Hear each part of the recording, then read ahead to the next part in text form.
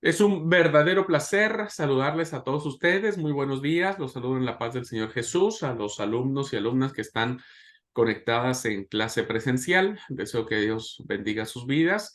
También para los que están viendo la clase grabada, que el Señor los acompañe. Bueno, no olviden, hermanos, tenemos el sábado nuestro culto del seminario. A las 20 horas daremos inicio de manera puntual, pero les pido que puedan conectarse 15 minutos antes y también que puedan invitar a su familia. Esto es todo un evento con los hijos, ¿no? De decirle a sus hijos, miren, papi o mami está trabajando con los nietos o el esposo, la esposa, etcétera. La verdad que es un buen tiempo para que juntos, como alumnos, como seminaristas, pero también como familia, demos gracias a Dios por estas situaciones. Muy bien, pues vamos a continuar con estas reflexiones que estábamos teniendo en relación, no solo la apologética tiene que ver qué es aquello que el mundo, ¿no es cierto?, con todas sus consecuencias de la modernidad nos plantea, porque esas son realidades que se van originando, ¿no? Se van originando. Cada día que pasa, cada año que pasa, cada decenio que pasa, cada milenio que pasa, se van desarrollando por parte del mundo distintas posturas, ideas, tradiciones, puntos de fe, principalmente en el ámbito religioso. Entonces, el problema no solo en apologética es saber dónde el mundo está parado, ¿verdad?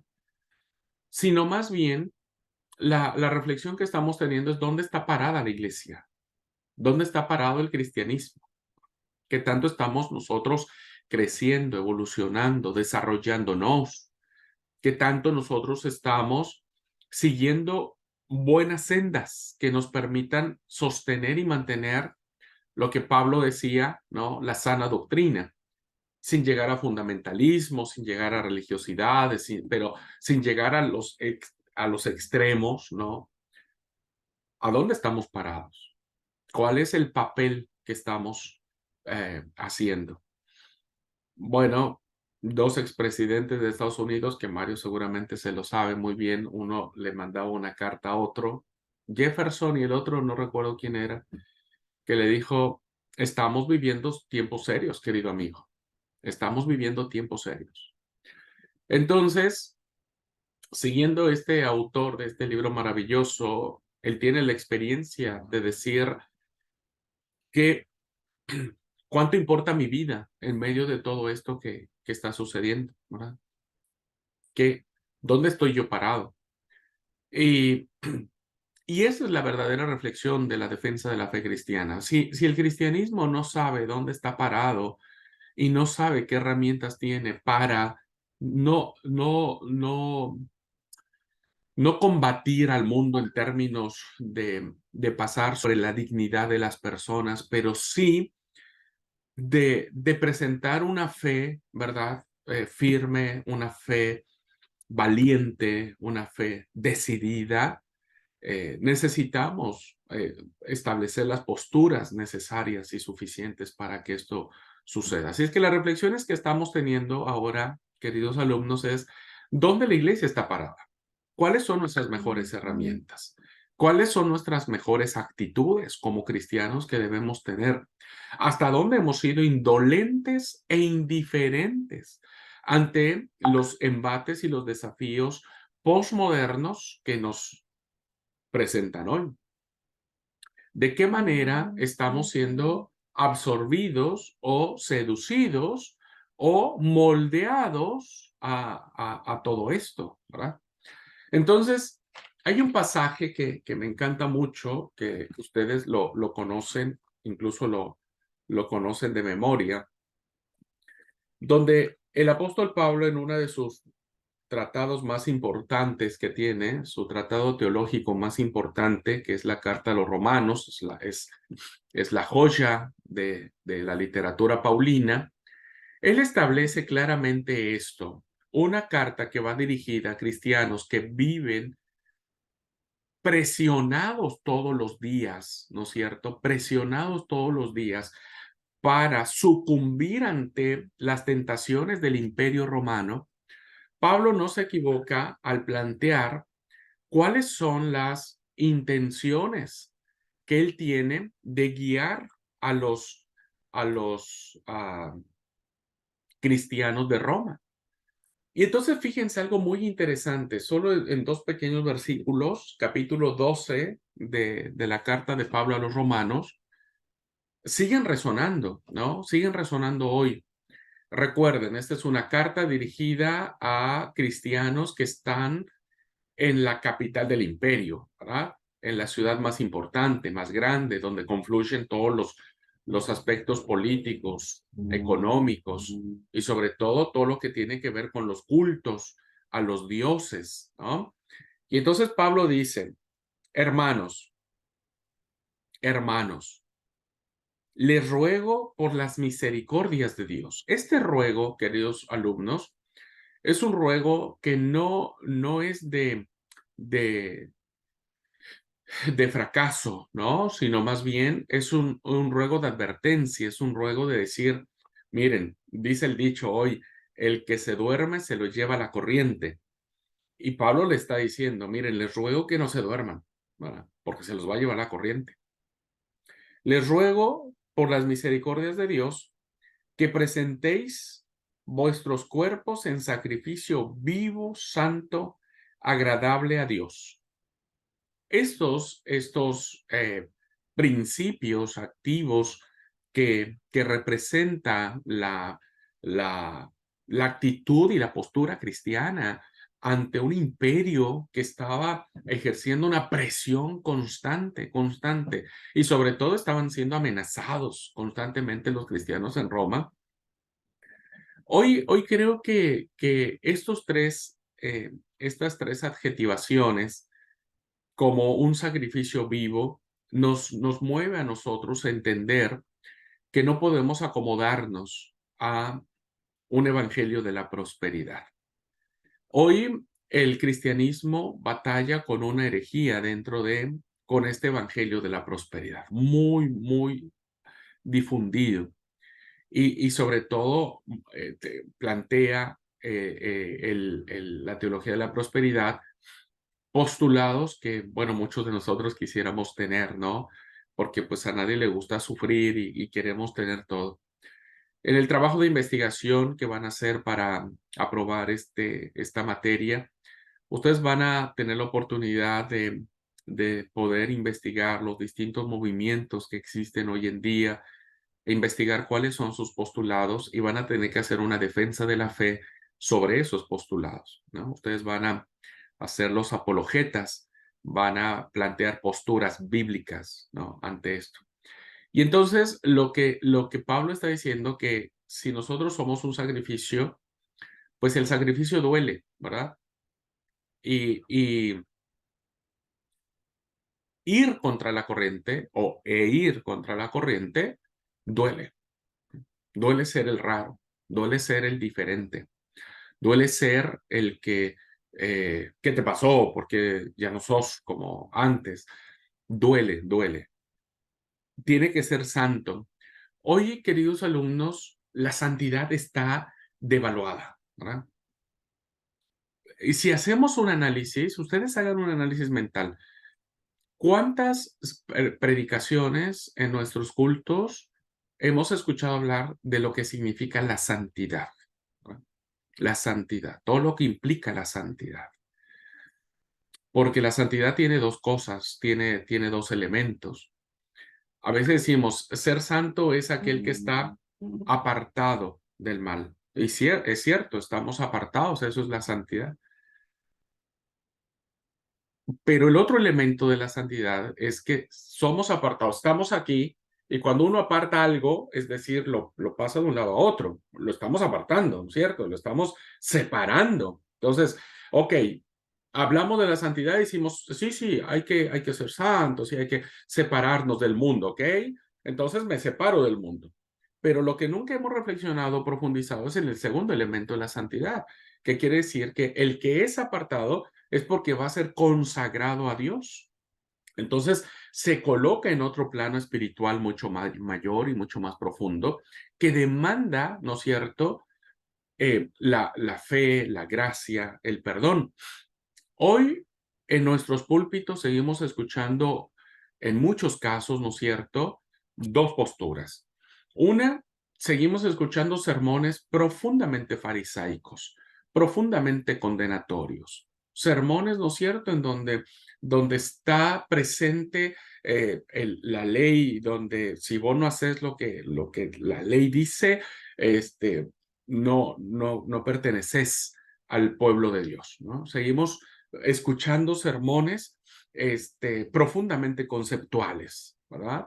Pero no hay vida, no hay espíritu, no hay el espíritu y la ley se contraponen en ese tipo de sermones.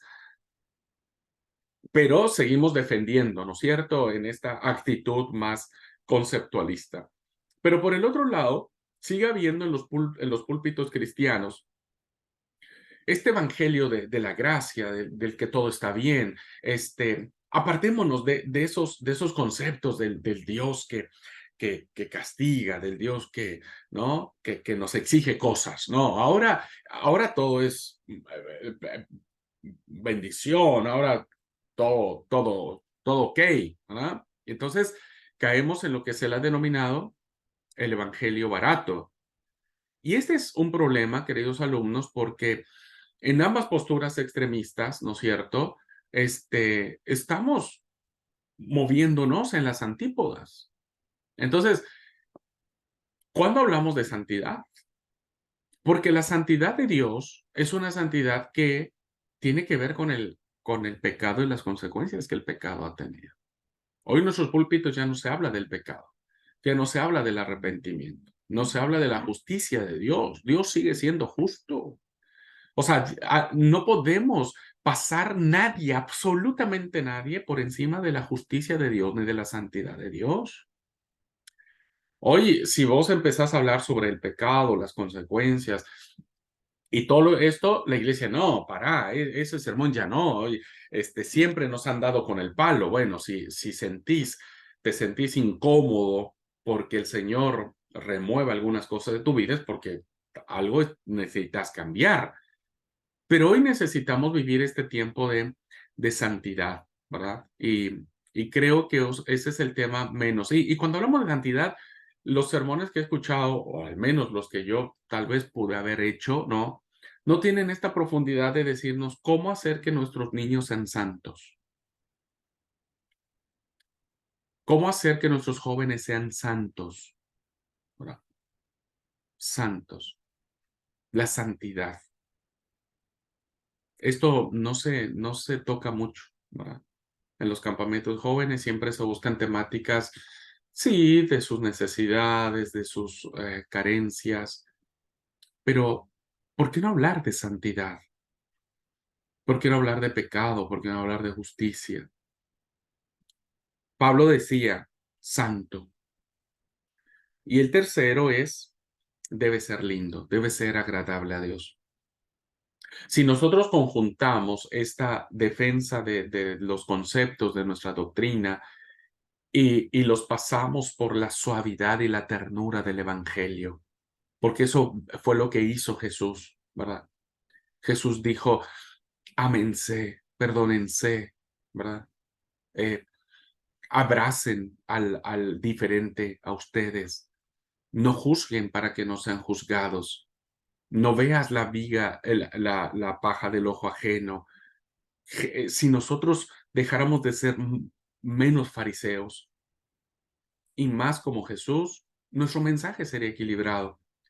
Y si nosotros en el otro extremo lo trajéramos aquí y dijéramos, sí, el evangelio es plenitud, es felicidad, es todo ok, pero el Señor también nos puso estándares, ¿verdad? Nos puso reglas, nos puso su justicia, ¿verdad? Y entonces tenemos que no querer hacer lo que nosotros querremos hacer, sino buscar siempre la santidad y la justicia de Dios. Bueno, si logramos eso, queridos alumnos, entonces sucederá lo que dice el versículo 2. No se conformarán a este siglo, no se amoldarán. El mundo no será el reflejo en ustedes, no será el reflejo en ustedes, sino serán transformados por medio de la renovación de su entendimiento. Fe pensante. Hay que pensar nuestra fe, porque tenemos una fe razonada y serán transformados por la renovación de nuestro entendimiento. Nuestra fe no es suicida, nuestra fe no es fanática, nuestra fe es pensante. Hay que pensar. Serán transformados por la renovación de vuestro entendimiento para que comprobéis, comprendáis, entendáis, porque es eso, ¿no es cierto? ¿Cuál es la voluntad de Dios agradable y perfecta? Es la voluntad de Dios. Así que, queridos alumnos, en esto, hoy nos enfrentamos a desafíos muy interesantes que nos plantea la posmodernidad y que evidentemente toca en un análisis de hacia dónde dirigimos nuestra enseñanza. Bueno, después de esta introducción, sermón, llamada de atención o como quieran ustedes llamarle, ¿no es cierto? Este, vamos a seguir con estas reflexiones que tenemos. Voy a compartir la pantalla. Nos quedamos nosotros en esta pregunta, la clase anterior. ¿Puede la iglesia superar el desafío de la modernidad? Bueno, Romanos 12, 1 y 2. Creo que nos deberían seguir diciendo algo, ¿verdad? Romanos 12, 1, 2. Bueno, vamos. Entonces, cuando yo cito Romanos 12, 1, 2, que tal vez muchos dicen, sí, ya no lo sabemos. Sí, pero a ver, debemos saber que la palabra de Dios no es un fósil prehistórico, ¿verdad? No es algo que solamente tenemos que exhibir, que es algo que tiene que estar en los museos, que tiene que estar, no. Es un mensaje, la Biblia, la palabra, es un mensaje viviente para el mundo contemporáneo. A ver, ¿qué es lo que quiero decir con esto? ¿Por qué nosotros no defendemos la fe como deberíamos defenderla? Porque tenemos un profundo desconocimiento de las Escrituras. ¿Qué hizo que los grandes apologetas del siglo primero, ¿verdad? Clemente, Policarpo, Papías, Irineo, etcétera, siglo primero, siglo segundo, siglo tercero. ¿Qué hizo que estos hombres pudieran defender la fe como la defendieron ante las herejías que estaban atacando la iglesia? Pues porque conocían las escrituras. Y por eso las defensas de la fe que ellos hacían estaban basadas en las escrituras.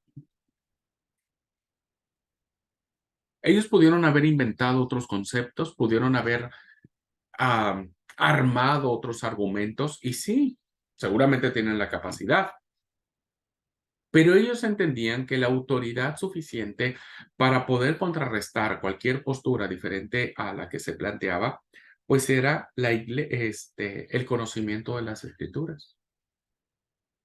Mucho, dicho sea de paso, muchos han dicho que esto es el evento. ¿Se acuerdan ustedes cuando Jesús es llevado al desierto? ¿Cómo el Señor vence la tentación? Y todos lo sabemos citando las Escrituras. La Biblia es un mensaje viviente para el mundo contemporáneo, eso lo sabemos bien, pero es triste, queridos alumnos, que hoy tengamos que recurrir al pastor o a no sé, al consagrado, pues decir, che, yo necesito que vayas y hables con tal gente, porque yo no le supe qué decir. O no sepamos cómo citar las escrituras, o qué dice Jesús, o qué dijeron los profetas, o qué dijeron los libros históricos, o qué sabiduría hay en los libros sapienciales, qué postura tuvo Pablo. No lo sabemos. Y entonces eso nos plantea este desafío, ¿no? Muchos de nosotros somos cristianos generacionales y no cristianos de la Biblia. Yo bendigo a Dios de verdad y hace pocos días estuve reflexionando en eso y no sé si lo lamenté, tal vez sí lo lamenté, porque yo, este, empezaba a reflexionar, digo, ¿cuántos hombres o mujeres que hoy son adultos tuvieron la bendición de criarse en un hogar cristiano piadoso donde el papá, la mamá se reunían para leer la Biblia? Y lo reflexioné porque estaba leyendo algunos eruditos, algunos autores, ¿no? Que se me hacen recapos, que tienen un conocimiento increíble que yo no les llego ni a los talones, ¿no? Nada, ningún punto de comparación tengo con esas personas. Y yo decía, bueno, tal vez porque ellos empezaron desde pequeños, ¿no es cierto?, a tener este contacto con la Biblia y empezaron a aprendérsela incluso de memoria desde pequeños, porque papi y mami se reunían, tenían sus devocionales, etcétera. Qué lindo es eso, ¿no? Y a veces no siempre todos tenemos esa oportunidad. Solamente hemos sido cristianos porque nos llevaban el sábado a la iglesia nuestros padres, ¿no? Pero ahí en fuera, pues no había más contacto con la palabra, con la Biblia. Entonces, muchos crecimos desconociendo la Biblia. Por eso yo creo que hoy, queridos alumnos, la mejor manera de defender nuestra fe es profundizando y conociendo, memorizando el texto bíblico, leyendo el texto bíblico, interpretando el texto bíblico, respirando el texto bíblico, meditando el texto bíblico, ¿verdad? Así que su lugar está en todos lados. La Biblia tiene lugar en la plazoleta, en el mercado, en el bus, en, ¿cómo se llama? En la escuela. Este, hoy nuestros alumnos nos llevan su Biblia, nuestros alumnos, nuestros hijos nos llevan su Biblia a la escuela. Este, no tienen este hábito de que, bueno, che, si tenés algún tiempito allí entre clase y clase, lleva tu Biblia y lee una historia, aprendete un versículo. No, no tenemos eso, ¿no? En nuestras oficinas, pues tampoco tenemos eso, ¿no es cierto? Que digamos, bueno, en un ratito acá, cuando no tengo nada que hacer, llevo mi Biblia y leo. La Biblia no es para estar exhibida en un museo. Mediante su antigua palabra, Dios se dirige al mundo moderno porque, como lo ha expresado este autor, J. I. Parker, la Biblia es Dios predicando. Es Dios predicando. Así que hoy, insisto, creo que los mensajes que no tienen profundidad bíblica nos están faltando, ¿verdad? Y mea culpa, porque hoy los pastores estamos, o los predicadores y predicadoras, no estamos teniendo una profundidad bíblica del texto, ¿no es cierto? Y no estamos como que cerciorándonos de que la iglesia esté aprendiendo la Biblia, la esté reteniendo, ¿no? Y entonces la iglesia sale diciendo, ¡uy, qué lindo sermón, qué linda predicación! Oye, ¿y de qué trató? La verdad que no me acuerdo. No sé de qué habló, pero estuvo re linda, ¿verdad? De lo que te perdiste. Sí, pero contame, ¿de qué trató? Y mira, oro verás, no sé, pero la verdad que me emocioné. Bueno, hoy creo, ¿no? Perdón por el exabrupto personal, porque no juzgo a nadie en lo absoluto, yo mismo me estoy haciendo la autocrítica. Estamos generando más emociones que profundidad de conocimiento, ¿verdad? Por eso Pablo decía, para que llegáis a entender qué es la voluntad de Dios. Hay que entenderla, hay que procesarla. Es un proceso mental donde la razón juega un papel fundamental. Muy bien. Así que vamos a llegar a estos dilemas, a estas preguntas que son muy interesantes. ¿Puede realmente modernizarse el evangelio? Y lo he entrecomillado, porque ya lo platiqué, ya lo dije en la clase anterior, ¿ah? Creo ser alguien no extremista, no me gustan los extremos y no me gustan las personas que se mueven en los extremos. Trato de ser un poco más equilibrado, con mente abierta, eso sí, soy más tirado a una mente abierta, pero bueno, trato de mantenerme en el centro. Pero la pregunta, ¿puede realmente el evangelio modernizarse, presentarse de una manera más fresca, más linda, más interesante? ¿Será que está esta parte de nosotros de meterle la creatividad, ¿no? Fíjense, cuando Jesús vino, Jesús modernizó, ¿eh? En su contexto, en su tiempo, Jesús modernizó. Por eso es que la gente se maravillaba de su doctrina, diciendo, wow, alguien nos está diciendo algo diferente. Lo mismo, ¿no es cierto? Pero nos lo está diciendo diferente que los escribas, que los fariseos, que toda esta gente que nos ha dicho lo mismo. Una pregunta más. ¿Es factible esperar que la iglesia aplique la fe histórica, esa fe antigua? Nuestra fe es, diríamos, milenaria, ¿verdad? Milenaria. ¿Es posible que la iglesia aplique esta fe antigua a el escenario contemporáneo? A este mundo espacial, tecnológico, de conquista de otros mundos, ¿no? Donde hoy los inventos que se tienen son inventos fuera de serie, que la verdad que no nos ni imaginamos de todo esto que está sucediendo. ¿Se puede aplicar eso, no es cierto? Podemos esperar que la palabra al mundo sea aplicada sin traicionar el mensaje bíblico, sin ponerlo en peligro, sin ser infieles, pero no eh, tratar de conquistar el mundo con conceptos, con filosofías, con intereses personales, con interpretaciones particulares. Siguiente pregunta. ¿Puede el cristianismo retener su auténtica identidad? ¿Verdad? A veces dicen, no metan eso porque yo escucho muchas de esas discusiones estériles y tontas con el debido respeto, lo digo, y con mucho cariño, pero son tontas estas discusiones que a veces se dan en Facebook, ¿no? Entonces, he escuchado y he leído estas afirmaciones de que no hagamos eso, porque si no estamos perdiendo la identidad de la iglesia. Hoy la iglesia ya está sin identidad. Es probable que haya razones para justificar este argumento, ¿verdad? Porque sí, hay algunos líderes, algunos compañeros y algunas personas donde sí están queriendo ya rayar en el extremo y creo que no está bien. Y entonces, pero seguimos manteniéndonos tan cerrados que no nos permitimos abrirnos a una eclesialidad más interesante. Yo voy a tener la bendición ahora, este fin de semana, es mañana. Ya ni me acordaba. Mañana, jueves y sábado, voy a tomar un curso que me parece interesante, que se llama Nuevas Eclesialidades. Y la verdad que bendigo a Dios porque, bueno, me concedieron la beca para esto. Así que, bueno, voy a aprovechar.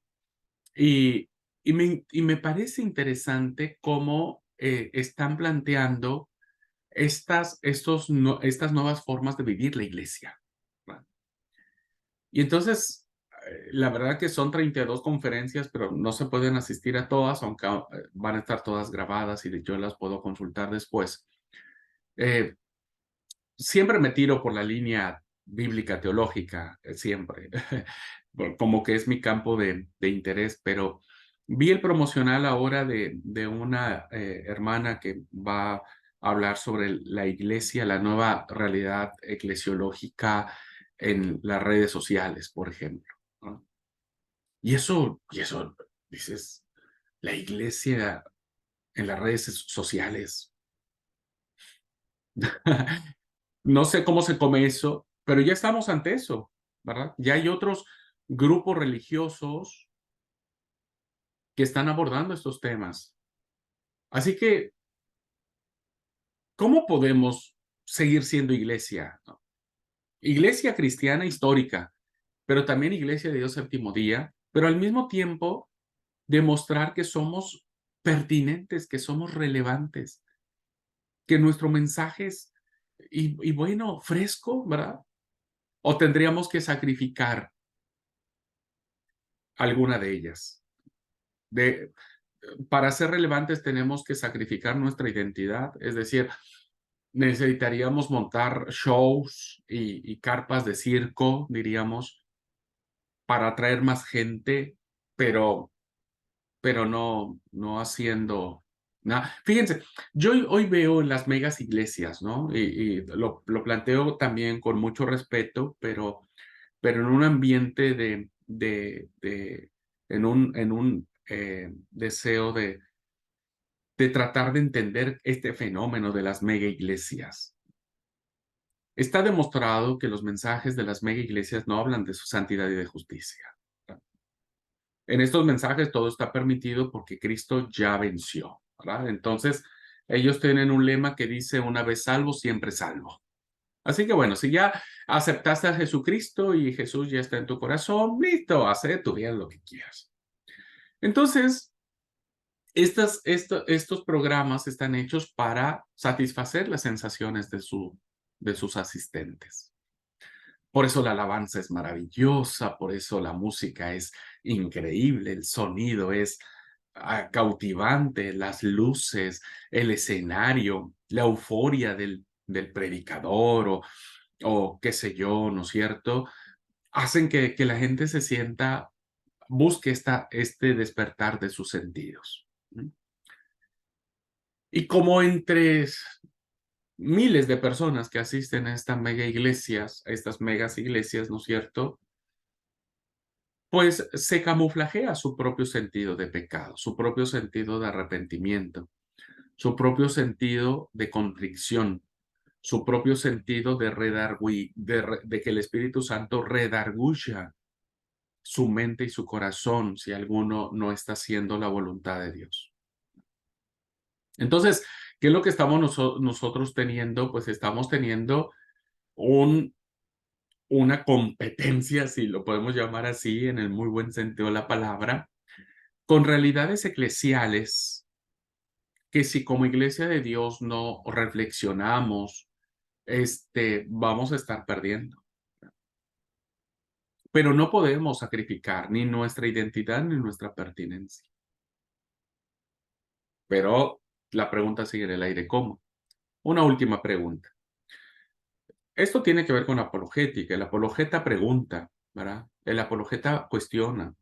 El apologeta ve las causas, las razones y da las razones que pueda tener para defender su punto. ¿Estamos obligados a escoger entre refugiarnos en el pasado y convertir el presente en un fetiche? ¿En un dios, en un ídolo, en nuestra cábala? ¿Verdad? ¿Estamos obligados a escoger entre recitar viejas verdades que para muchos han vuelto tan anticuadas y tener que inventar nuevas ideas, ¿no? Nuevos conceptos en esta lucha que tenemos, ¿no es cierto?, en la teología de la prosperidad, en donde ahora todo mundo decreta, donde todo mundo exige, donde todo mundo ordena a Dios, ¿no? Decreta que tienes sanidad, decreta que tenés el poder, decreta y reclama, ¿no? Y hay un montón de canciones que tienen que ver con eso y hoy a un montón de cristianos tenemos eso, ¿no?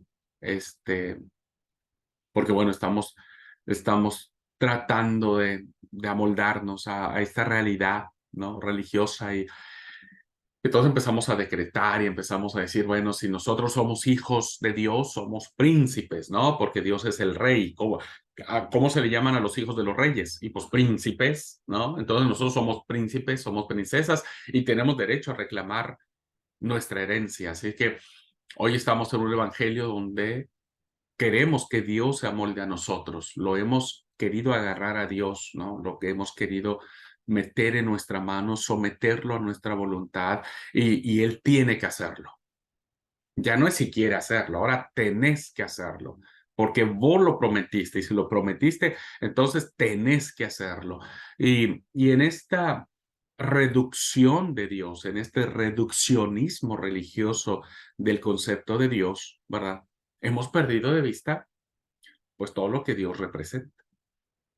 Entonces, es más fácil seguir a un Dios que lo podemos tener dominado que un Dios que lo podemos tener, este, como lo que es. Hemos domesticado a Dios. Ese es un problema que hoy tenemos en la posmodernidad. Estamos domesticando a Dios, ¿no? O sea, Dios está a mi servicio.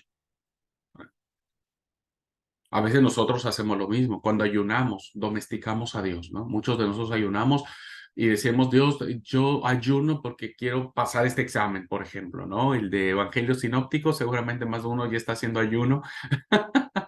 Está haciendo ayuno para que Dios le ayude a que pase la materia de Evangelios Sinópticos. Y entonces, muchos aprendimos así, ¿no? Que tenemos que ayunar para decirle a Dios, Dios, no sé cómo le hagas, pero tenés que darme un trabajo, estoy ayunando para que me saques esta enfermedad, estoy ayunando para que me vaya bien, estoy ayunando para conseguir novio, novia, estoy ayunando para un montón de cosas. Entonces, entramos en esta disyuntiva de que, fíjate, estoy haciendo este sacrificio, pero vos necesitas contestarme, o sea, yo estoy dejando de comer, ¿verdad? Entonces tenés que contestarme. Entonces ahora muchos utilizamos una disciplina espiritual que nada tiene que ver con esto, ¿no es cierto? Para torcerle la mano a Dios. Y en última instancia, este, toda disciplina espiritual tiene que terminar con la frase, hágase Señor tu voluntad. Quiero esto, pero tu voluntad siempre será perfecta. Entonces, lo que tú quieras hacer, tú eres Dios. Entonces, hoy nos enfrentamos, queridos alumnos, a interesantes desafíos que nos obligan a repensar, que nos obligan a entender, ¿verdad? Este, cómo estamos presentando la verdad de Jesús. Jesús sigue siendo relevante en nuestras vidas. Presentar a Jesús a esta generación no está siendo fácil. Y voy a poner algunos ejemplos, pero antes de poner los ejemplos, quiero compartir una cita que Bonhoeffer, este excelente teólogo alemán, que ustedes vieron la película, ¿verdad? De Dietrich Bonhoeffer. Sus libros son excelentes. Se llama El costo del discipulado, es uno de los libros. Me puse así porque está el libro ahí en, en el librero. El costo del discipulado es buenísimo, ¿verdad? Excelentes reflexiones. Y esta era la preocupación que tenía Bonhoeffer, ¿verdad? En 1944. Y entonces Bonhoeffer le escribe a un amigo llamado Eber Bethe, ¿verdad? Y entonces Bonhoeffer le dice, lo que me preocupa incesantemente es la pregunta, ¿quién es realmente Cristo para nosotros hoy? Lo que me preocupa incesantemente, dijo Bonhoeffer a su amigo en 1944, es la pregunta, ¿quién es realmente Cristo para nosotros hoy? Y miren que hay Cristos para aventar para arriba, ¿no? Cristos para aventar para arriba. La imagen de Jesús ha sido tan manipulada, tan rebajada, no sé qué otro adjetivo, ¿no? Diría que manipulada está bien, ¿no? Con eso nos queda claro. Ha sido profundamente manipulada a lo largo de la historia por, por miles de intereses, ¿no? La pregunta es si nosotros como iglesia o como cristianos hemos manipulado eh, la imagen de lo que representa Cristo para nosotros hoy. Ya puse este ejemplo, un Jesús que tiene que hacer, ¿verdad? Tiene que hacer. ¿Mm? un Jesús que es buena onda, un Jesús que lo pasa todo, que es tu cuate, que es tu compinche, que es ese amigo. Por eso fíjense que la estadística, al menos la mía, cuando yo le pregunto a alguien quién es Jesús para ti, dos respuestas son muy típicas y las dos respuestas te reflejan la pobreza espiritual de quienes la dicen. Porque la primera respuesta es, no, Jesús para mí es mi todo, ¿verdad? Esa es la típica respuesta que a veces los cristianos damos, es mi todo. Bueno, cuando alguien responde así es porque no tiene ni la más pálida idea de quién es el Señor en sus vidas, ¿verdad? Entonces tratan de justificar ese todo con todo, ¿no? Y la otra, que es muy común, es que Jesús es mi amigo.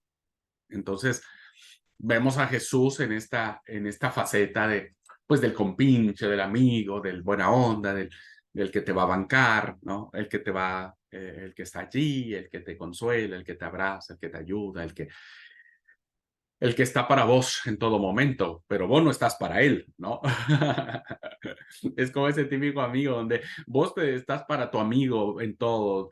Sos macanudo para tu amigo, haces cosas para tu amigo, pero cuando vos necesitas de tu amigo, el tipo ni se aparece, ¿no? Este, que a veces eso pasa también. Jesús es nuestro amigo, pero cuando Jesús nos necesita, inflamos camisa, ¿no? Rajamos, salimos corriendo y no correspondemos. Así que voy a decirles algunas de las ideas rápidamente de cuáles son los intentos que se han tenido. Perdón, esta cita es interesantísima, de Helmut Tielik. A ver, él. Vean, por favor, miren, esta cita es sumamente interesante. Es digna incluso de que la pongan en sus estados. A través de toda la historia de la iglesia, Jesucristo ha sufrido un proceso de repetida crucifixión. Ha sido azotado, herido y encerrado en la prisión de innumerables sistemas y filosofías. Tratado como un cuerpo de doctrina. Ha sido literalmente sepultado en tumbas conceptuales y cubierto con losas a fin de que no se pueda levantar y molestarnos más. Pero he aquí el milagro de que esta sucesión de tumbas conceptuales, Cristo Jesús ha resucitado vez tras vez. ¡Wow! Eso me encantó, ¿verdad? Me encantó. Tiene una gran verdad. La iglesia a lo largo de los siglos ha seguido crucificando al Señor, lo sigue azotando, lo sigue viendo en la vía dolorosa, ¿no? Hemos usado la persona de Jesús para matar, ¿no? Se ha matado en su nombre, pensando que a él le encanta la idea de matar a alguien en su nombre. Lo hemos encerrado en discusiones filosóficas, ¿no? Teístas, deístas, ateístas. Aún los ateos que no aceptan la existencia de Dios, hablan de Dios, ¿no? Pues porque su postulado es ese, o sea, ¿en en qué se basa un ateo en que no cree en Dios? Bueno, pero ya está, o sea, Dios está presente en su ámbito. Y entonces Dios está metido, el Señor Jesucristo está metido en todos estos conceptos. A veces las iglesias más conservadoras se han cerrado, ¿no? Y han, ¿cómo se llama? Han inscrito el nombre de Jesús en el Instituto de Propiedad Intelectual, es decir, es mi marca registrada, ¿verdad? Es mi marca registrada. Este es mi Jesús y cualquiera que piense diferente o hable diferente de este mi Jesús está mal. Lo hemos tratado de cubrir con esas losas, ¿no? En esas tumbas conceptuales como para menospreciarlo, como para denigrar quién es él, como para ridiculizarlo, como para decir, y fue un carpintero y vivió muchos años y qué sé yo, hoy no, hoy es otra cosa, y fíjense, hoy es más famoso Alá, ¿no? O Mahoma que Jesús. Ahora es más fácil sentirse orgulloso de creer en Mahoma que en Jesús. Pero me encanta Helmut cuando dice, pero hay un milagro. Todo esto que hemos querido hacer para encerrar a Jesús en conceptos, Él ha resucitado vez tras vez. Él tiene el poder. Jesús sigue siendo Señor de la historia, de la vida. Cristo es más que un sistema de filosofía. Es una vida en el Espíritu, una vida llena de plenitud, de significado, de desafío, de transformación, de amor al prójimo, un montón de cosas. Así que Cristo se levanta vez tras vez. Ahora, les comparto a ustedes estos intentos que se han hecho para modernizar a Jesús. Y entonces, uno de ellos, una imagen de Jesús que se hizo durante muchas generaciones, que inspiró a monjes, a ermitaños, pues es el Jesús asceta, ¿verdad? Entonces, es un Jesús que tiene que renunciar a los placeres, es un Jesús que no, no debe llegar a ese punto, ¿no? De tener que hablar, que alegrarse, que vestir ostentosamente, ¿no? Es un Jesús que nunca se compararía a una chomba de una marca de un cocodrilo, ¿no? Que está acá.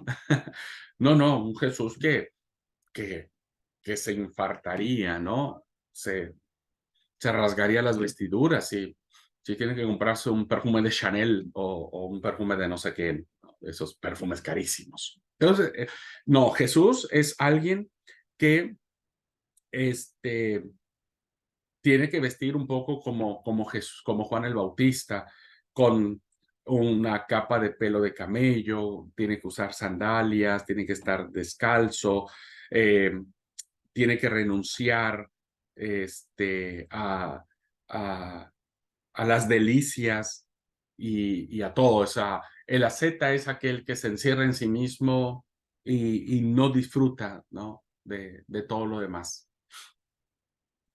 Y entonces, un Jesús comedor y comilón y bebedor no entra en esta figura. Y eso es lo que le criticaban a Jesús, ¿verdad? Vos sos un comilón. Yo creo que con esa expresión es porque le veían la pancita al Señor. Yo creo, ¿eh? Porque cuando le dijeron, sos re comilón, pues yo siento que el Señor tenía buen apetito, ¿viste? Y los que tenemos buen apetito tenemos panza. Y entonces, y bebedor, ahí me voy a quedar, ¿no? No quiero entrar en ninguna discusión, pero bebedor. De agua, bueno, está bien, puede ser de agua, ¿no? Pero a eso le criticaban. Si este es un comilón y un bebedor, ¿qué me vas a venir a mí a decir? ¿No? ¿Qué? Entonces, no, Jesús es nada de eso. Es el serio, es el callado, es el que renuncia a reírse, a disfrutar un buen asado, a tomar una copita de vino, o una gaseosa, o un jugo, o irse a un parque de diversiones, o buscar una playa para tirarse, ¿viste? En la arena ahí con su con su short, voy a decir, ¿verdad? En short, el señor tumbado en la playa. No, eso no. Ese no es nuestro Jesús. Jesús es serio. Bueno, luego tenemos otro que es el Jesús, el pálido Galileo, ¿verdad? Esta imagen perpetuada en los vitrales medievales, ¿no? De este Jesús flaquito, flaquito, que aparece en las pinturas más antiguas, en las esculturas más antiguas. Y entonces vemos a un Jesús que, pues sí, habría que darle de comer un poco, ¿no? Pero con este rostro así, casi huesudo, ¿no? Este, hay un, hay una anécdota de Constantino, el emperador romano, que él había pronunció unas palabras en su lecho de muerte en el año 363, y que él dijo, ¿verdad? Dicen que antes de morir, Constantino, el emperador romano, dijo: has vencido, oh Galileo, has vencido, oh Galileo. Y estas palabras, ¿no es cierto?, fueron popularizadas por un poeta del siglo XIX, y escribió estas dos líneas, escribió más, pero comparto estas dos líneas que dicen: has vencido, oh pálido Galileo, el mundo se ha vuelto gris con tu aliento. Bueno, esta imagen fue muy perpetuada, insisto, en los vitrales. Vayan a las iglesias católicas, a los museos principalmente, ¿no es cierto? En el arte. Y bueno, vamos a ver a un Jesús que incluso le ponen una aureola acá arriba de la cabeza. El semblante es muy pálido, ¿no es cierto? Los ojos siempre elevados al cielo con una mirada, pues no sé qué pensó el autor, pero con esa mirada entre triste, melancólica, perdida, no sé. Seguramente algunos de ustedes ya se imaginaron esta situación. Bueno, entonces tenemos a este. Bueno, luego hay otro que es el Jesús cósmico, ¿no? Este Jesús es contraposición, está en contraste con el Jesús sufriente, con el Jesús con el rostro derrotado, con la figura débil. No, ahora este es un Jesús muy, muy fuerte.